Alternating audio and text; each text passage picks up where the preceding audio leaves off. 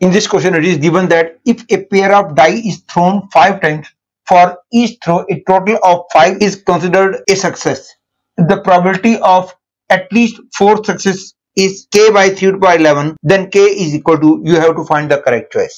इस क्वेश्चन में मैं बाइनोमियल प्रोबेबिलिटी डिस्ट्रीब्यूशन का फॉर्मूला लगाऊंगा। बाइनोमियल प्रोबेबिलिटी का फॉर्मूला क्या है, यदि आपको याद नहीं है तो मैं आपको याद दिला देता हूं। सपोज कोई एक्सपेरिमेंट को आप एक बार करते हो और आपको सक्सेस मिलेगी, इसकी प्रोबेबिलिटी सपोज p है, तो automatically probability of failure 1 minus p हो जाएगी, जिसको कि हम q से डिनोट करते हैं। तो फॉर्मूला ये कहता है कि यदि उस एक्सपेरिमेंट को मैं n टाइम्स रिपीट करूंगा तो प्रोबेबिलिटी दैट r टाइम्स मेरे को सक्सेस मिलेगी, इसकी probability NCR p to power r q to power n minus r होती है। ये ध्यान रखना कि एक्सपेरिमेंट जब मैं रिपीट करता हूं तो all the experiments are independent. This condition must be satisfied for the binomial probability formula to be applicable. और इस क्वेश्चन में एक्सपेरिमेंट है कि हमने पेयर ऑफ डाई को थ्रो किया है और इस एक्सपेरिमेंट को मैंने 5 बार रिपीट किया है, और जब मैं थ्रो करता हूं तो सक्सेस का मतलब है कि हमको टोटल ऑफ 5 मिला है, और हमने प्रोबेबिलिटी निकालनी है कि 5 बार में से मेरे को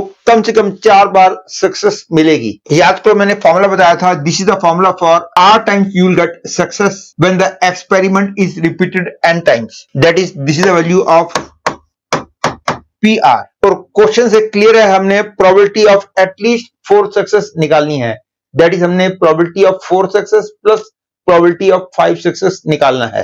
that is I have to find the value of P4 plus P5। क्योंकि एक्सपेरिमेंट को मैंने 5 बार रिपीट किया है तो n की वैल्यू हो गई 5, इस केस में r की वैल्यू 4 हो गई, इस केस में r की वैल्यू 5 हो गई, और इन दोनों का टोटल जो है वो k by 3 to the power 11 दे रखा है, हमने k की वैल्यू निकालनी है। और क्योंकि क्वेश्चन में कहा गया था total of 5 is considered as success, और टोटल ऑफ 5 आने के लिए केसेस बनेंगे 1 4 4 1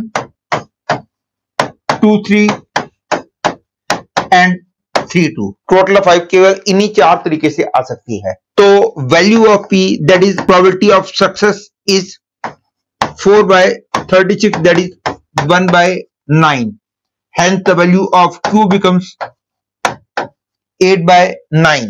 तो P4 का मतलब हो गया 5C4 p to the power 4, that is 1 by 9 to the power 4 into 8 by 9 to the power 1 plus 5C5, that is 1 by 9 to the power 5. This is equal to 5 into 8 by 3 to the power 10 plus 1 by 3 to the power 10. This is equal to 41 by 3 to the power 10. इसको यदि मैं k by 3 to the power 11 लिखता हूं तो k becomes 41 into 3, that is k is equal to 123. Hence the correct choice is second choice.